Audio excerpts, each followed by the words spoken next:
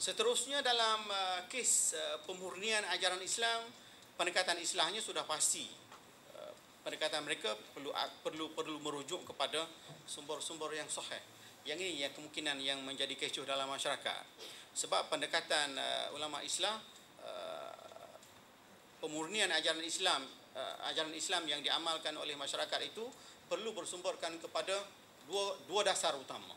Yang pertama Al-Quran dan yang kedua Al-Hadis dalam usul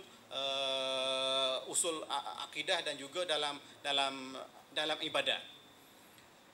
Jadi bagi mereka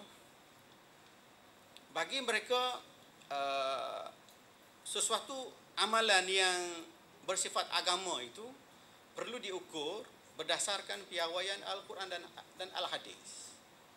Yang ini juga menarik bagi saya. Yang ini juga fakta yang ini juga menjadikan aliran ini mudah tersebar dalam masyarakat sebab dia mudah difahami. Sebagai contoh, para ulama aliran salaf akan mempromosikan fakta-fakta seperti ini yang menyebabkan masyarakat mudah faham dan akan terus mengambilnya dan terus beramal dengannya.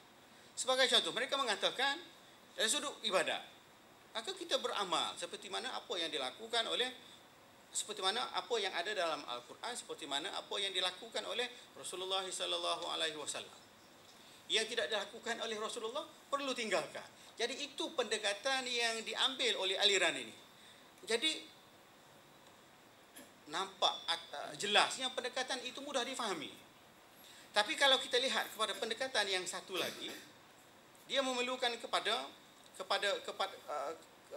selain daripada dasar Al-Quran, dasar hadis, dia perlukan kepada perkataan takwil, perlu qiyas, ijma' dan sebagainya.